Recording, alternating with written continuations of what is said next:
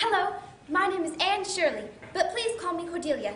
I think Cordelia is a much better name for me, don't you think?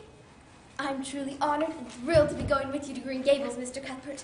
I feel I'm the most fortunate girl in the entire universe, or at least in the full dominion of Canada. Hello, my name is Anne Shirley, but please call me Cordelia. There she is, Mr. Cuthbert, at the end of the station. But it's a boy I've come for. Mrs. Spencer was to bring a boy down from Nova Scotia here to Bright River. Then I was to take him home to Avonlea. Well, Miss Spencer got off with that there girl and left her here in my charge till you got here. There must be some mistake. Maybe she can explain it. She sure has a talk for that one. Now, if you'll excuse me, that's the last train for today. I'm going home to my supper. Oh, I do hope you're Mr. Matthew Cuthbert. Well, now, I reckon that's me. Hello, my name is Anne Shirley, but please call me Cordelia. I think Cordelia is a much better name for me, don't you think? I am truly honored and thrilled to be going with you. Yes, I heard you saying all that a little earlier. You were talking kind of loud. Yes, well, we tend to do that where I come from. I was beginning to be afraid you weren't coming for me. If you hadn't, I was going to climb that big cherry tree down the tracks and spend the night in it.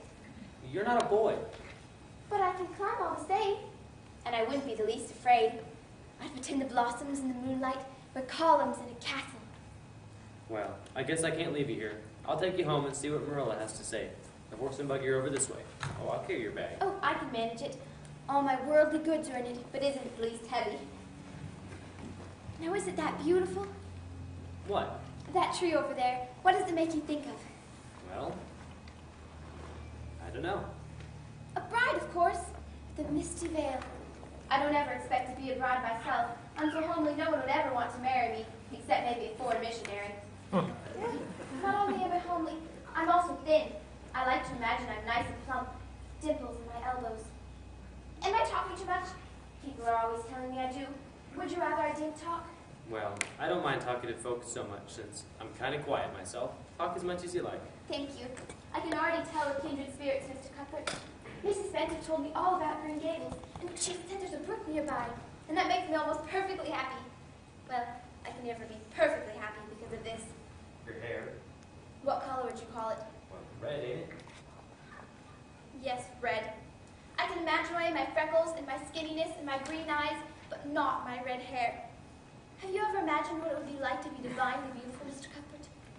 Well, no, I haven't. Will your sister like me even though I'm not divinely beautiful? I doubt that'd bother her very much, but something else might bother her a whole lot. Better begin it.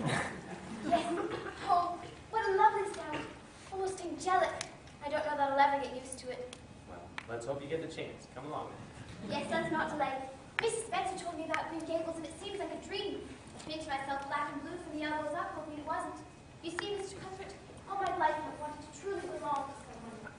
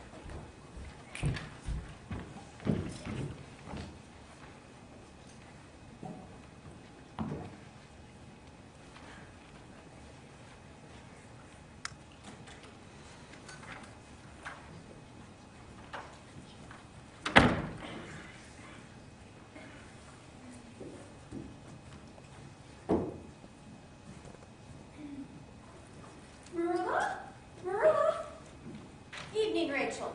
Marilla, are you all right? I had one of my headaches yesterday, but I'm okay now. Why do you ask? So I went there showing peace this afternoon. I saw Matthew going about in the buggy and a sorrel mare.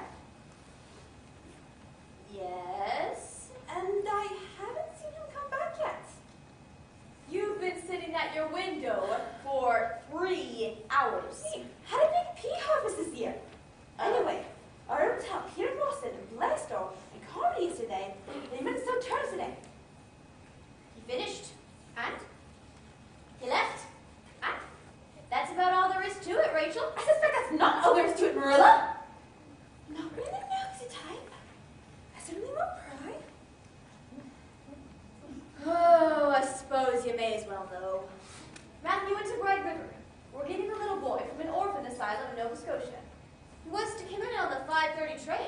should be along soon.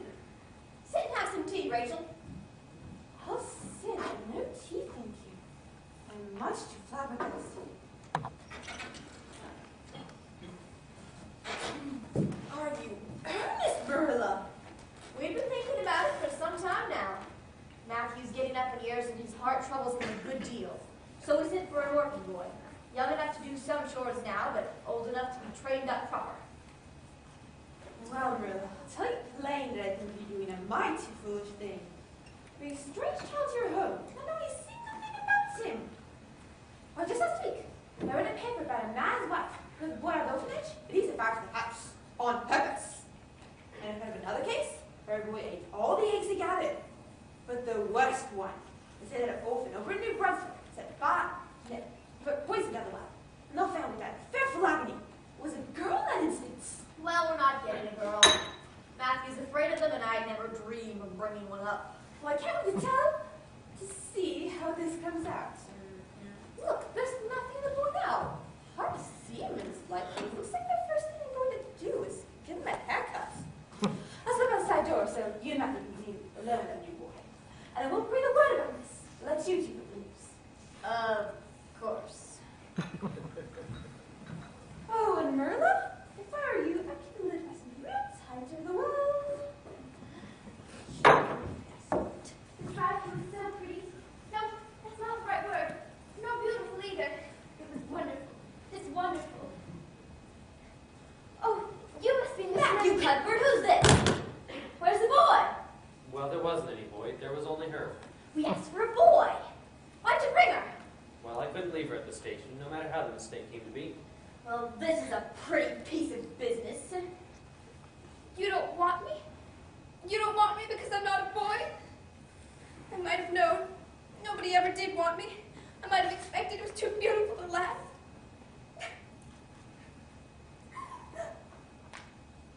Well, there's no need to cry about it. Yes, there is. You would cry too if you were an orphan and come to a place you thought was home, but wasn't because you weren't a boy. Well, don't cry anymore. We're not going to turn you out of doors tonight. What's your name? My name is Anne Shirley, but please call me Cordelia.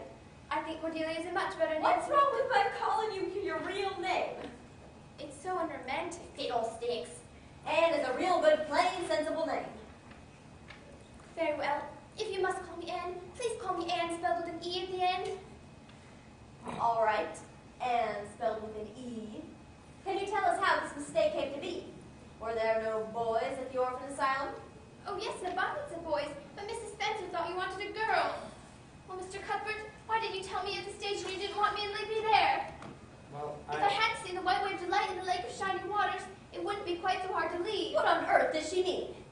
Well, it's the new name she gave to the apple tree grove in Barry's Pond. Sounds like your imagination works overtime. Well, come on. We'll go upstairs and I'll show you where you can sleep tonight. Then we'll have some supper. I won't have any, thank you. I can't eat when I'm in the depths of despair, not even a chocolate caramel. Can you? I've never been in the depths of despair, so I can't say. But you could imagine what it would be like. I got no time for imagination. I got my hands full handling the real things in life. Come on.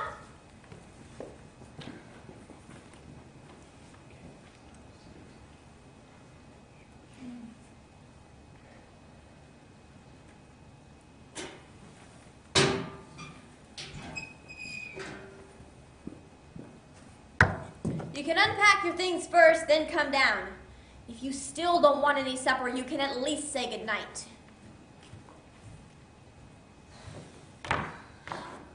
We'll send her back to the orphan asylum tomorrow. Well, Matthew Cuthbert, you never light up that pipe unless something's weighing on your mind. Well, what is it? Well, I was just thinking it seems kind of a pity to send her back when she's so set on staying here. You mean to say you think we ought to keep her? What good would she be to us? We might be some good to her. I believe that child has bewitched you. She's a real nice little thing. Real interesting, too. She talked my arm off coming home from the station. Oh, she's a talker, all right, but that's nothing in her favor. Anyway, you need could hire a local boy part-time. The girl could be company for you. I'm not suffering for company. And I don't aim to keep her. And I wish you'd go outside with that pipe. I'll put the mare in the barn.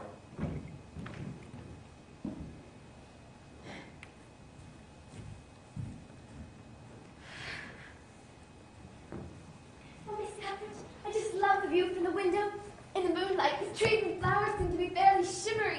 They seem to be calling to me, Anne, come out to us. We need a playmate. But I daren't go out, of course. There's no use in loving things if you have to be torn from them, is there? Can you do chores? Yes, I can sweep and clean and wash dishes. I meant outside. Shh, oh, never mind. That Matthew, what's he got me thinking? He's a ridiculous man. I think he's lovely. He didn't mind how much I talked. He seemed to like it. I felt from the moment I saw him that we were kindred spirits. Well, you're both kind of strange, if that's what you mean by kindred spirits. Miss Comfort. Evening, Mrs. Blewett. Evening. I just ran into Mrs. Blake at the foot of the hill, and she told me that you and your brother had adopted a little boy. Oh, she did. Now, Mr. Blewett and I were thinking of getting us a young girl at that orphanage. Do you think they might have been a hard-working girl with clear eyes and a strong back? Well, this is quite a coincidence, Mrs. Blewett. Perhaps a providential coincidence. You see, Mr. Cuthbert and I had wanted a boy from that orphanage, but they sent us this girl. Not very stout-looking, but wiry. That'll do, I guess. If I take you, that'll be mighty good, and smart, and respectful. And expect you to earn your keep. Make no mistake about that. I'm of a large family. They quarrel a lot, and the babies are fractious. You take care of the whole lot for me. Yes, I will take off your Mrs. Cuthbert. If you like, I can take home right now. Well, that might be a good thing for Matthew and I to think about. You see, we haven't absolutely decided we wouldn't keep her. Or we'll let you know by tomorrow. Well, I suppose I'll have to do that. Evening. Miss Cuthbert, did you really say that perhaps you'll let me stay at Green Gables? Just perhaps, and no more. Although Mrs. Blewett certainly needs you more than I do. I'd rather go back to the orphanage than live with her. Oh, please let me stay here. I'll do anything you ask of me. Well, you might start by going upstairs and getting dressed for bed. And don't forget to say your prayers. I don't know how. You've never been taught to say prayers? You love God, don't you? Well, he gave me red hair, so I never cared for him very much. Young lady! I can see you need some strong religious training. And we'll start right here and now with your prayers. Kneel with me.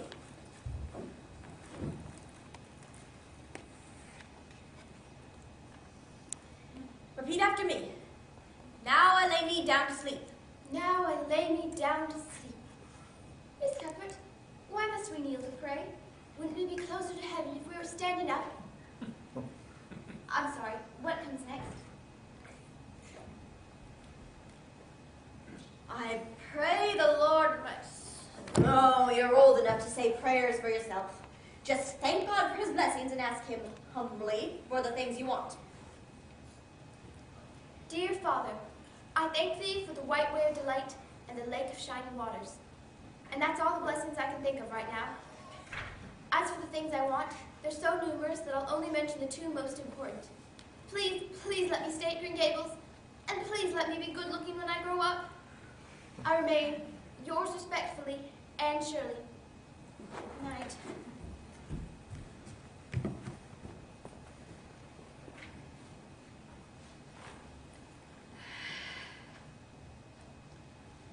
I've never brought up a child before, especially a girl. And I'll probably make a terrible mess of it. But it's about time somebody adopted that thing and taught her something. As far as I'm concerned, Matthew, she can stay. Well now. I'll try to make her useful and train her up properly, but don't you go interfering with my methods. I suppose an old maid knows more about raising a child than an old bachelor. I thought you put the mare away. typo and forgot. Looks like I've got 2 children to look after. Come on, you unhitch the wagon and I'll put up the mare.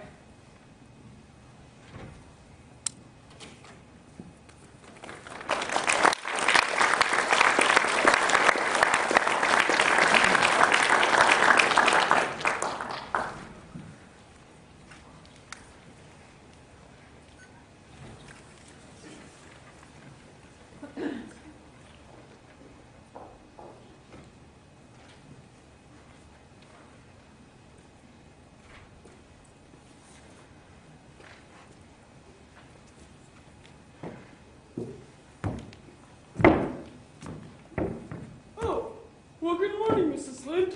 Reverend Ledley. I mean, tell you, their service sounded rather familiar Sunday. Well, truth to tell, it was the same one I delivered the week before. My memory's not what it used to be. Nor your sermons either. Good day, Reverend. Well, Mr. Phillips and Priscilla Andrews. Mrs. Lind? I didn't expect to see anybody but the school children out so early in the morning. That seems quite obvious. Among his Cuthberts, the little new boy they adopted yesterday. Are they going to your school, no doubt, Mr. Phillips? And you'll certainly be welcome, of course. It's nice to see the teacher taking such a close interest in students. Yes, I was just helping Miss Andrews with her geometry. How conscientious. Good day. Good day, Mrs. Lind. Mr. Phillips must be the worst teacher, but I don't mind. Let's once again review the difference between Children! Children! Adopted someone. Children! If I had to do it all over again, how 10 is in 12?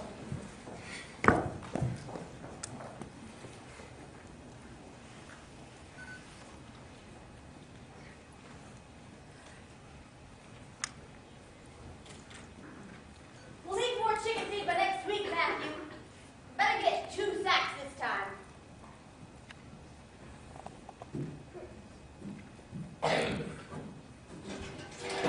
Miss Cuthbert? Morning, child. Oh, Miss Cuthbert, please won't you tell me whether you're going to send me away or not? I can't bear not knowing any longer. I spent the first half of the night awake and worrying, and the second half asleep and dreaming about lovely Green Gables.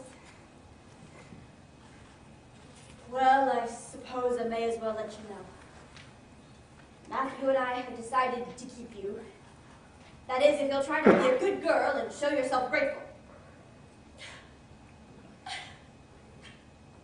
Why, child, whatever is the matter? I'm crying.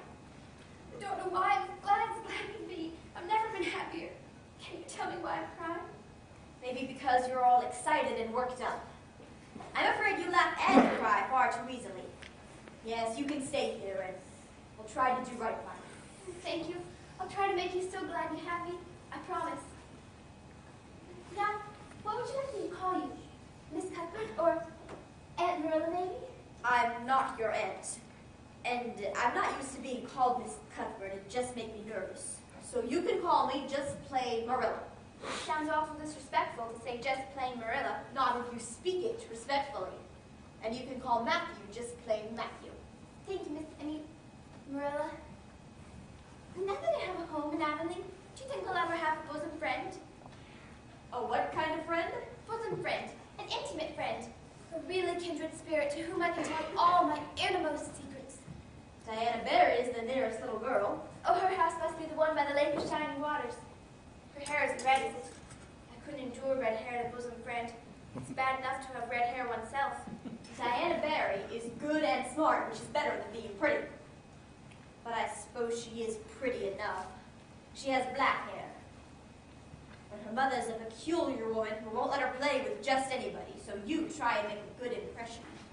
Oh, now when I fix breakfast, start learning this. What is it? It's the Lord's Prayer. It's a good place to start your religious training. Learn it by heart.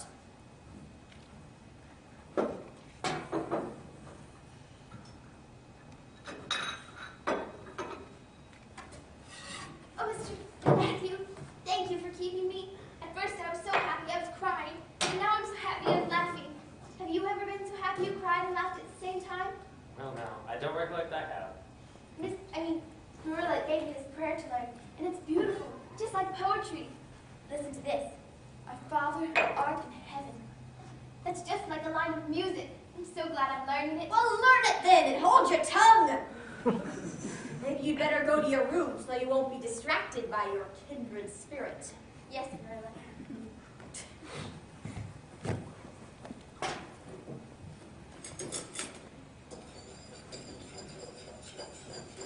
Marilla? Morning, Marilla. Where's the little boy? It's a little girl. The orphan asylum made a mistake. So you'll be sending her back, of course. No, we're not. Matthew took a fancy to her, and I gotta admit I kind of like her myself. But you know nothing about her or her disposition. And you have no expertise in raising children. There's no guessing how a child like that will turn out. I don't mean to discourage you, Marilla. You won't discourage me. When I make up my mind, it stays made up. I suppose you'd like to see her. Anne, come down here a minute. Great responsibility you take on yourself, Marilla. You too, Matthew. Well, now, we'll see. And this is Mrs. Rachel Lynn, one of our closest friends. She lives on the next farm. Good morning. Ma'am. Well, I certainly didn't pick you for your looks, that's certain. She's terribly skinny and homely, Marilla. Come here, child. Lawful hard to see such freckles. Your hair's red as carrots. Come here, I say. I hate you! I hate you! I hate you! I hate you! How dare you call me skinny and ugly and red-headed? You are a rude, impolite woman! Well! Yeah! How do you like me told you're fat and clumsy and probably have a spark of imagination in you? You've hurt my feelings and I will never, ever forgive you! Did anybody ever see such a temper? And come down here and apologize at once! Well, Marilla, I certainly don't envy you for bringing up that She child. was very naughty, I'll admit, but you shouldn't have twitted her about her looks, I Rachel. consider the field an orphan, do I? She's never been taught right from wrong. She'll learn. Anne, come down here this instant! Well, Marilla, I see she has no intentions of apologizing. You needn't expect a visit from me anytime soon. Good day. Rachel, please. Anne, I'm ashamed of you. Now you come down here and apologize. Rachel! I've got to stop that woman before she spreads this episode all over Avonlea. Rachel!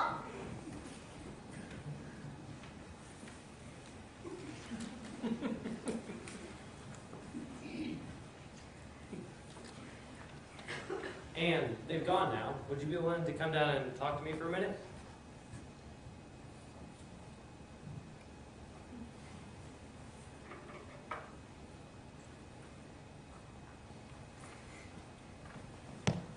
And I think you better apologize and get it over with when they come back.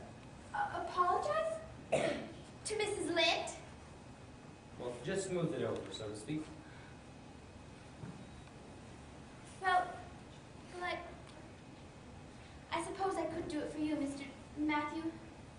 I am rather ashamed of myself for my lack of self-control. But it's so humiliating to apologize when the other person started it. Still, I'll gladly do it for you. Just smooth it over. Now, don't you worry I said anything. She might think I was putting my oar in you. Wild horses couldn't drag a secret from me. Matthew, how could wild horses drag a secret from a person anyhow?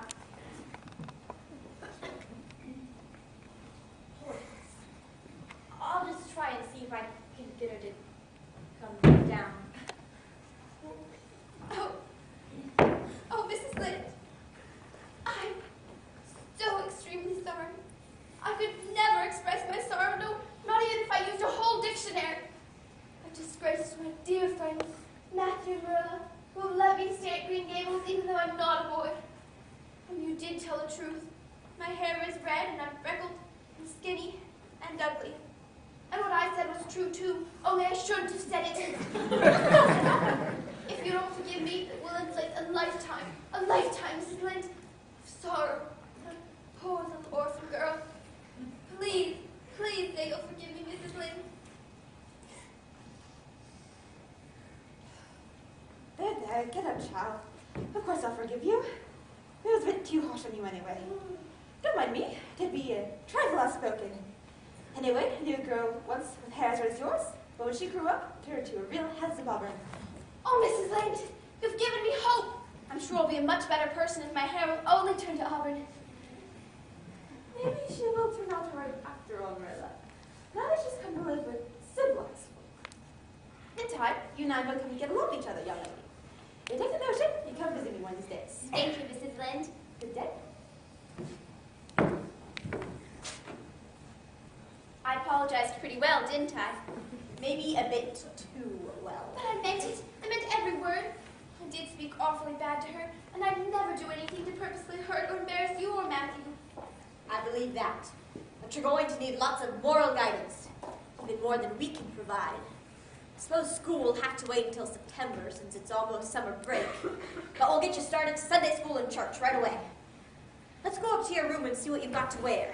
If necessary, we can even ride into town and buy you a Sunday dress. How wonderful! And on the way, I'll study the Lord's Prayer while I breathe in the glorious atmosphere of my new surroundings. I may not say a word the whole trip.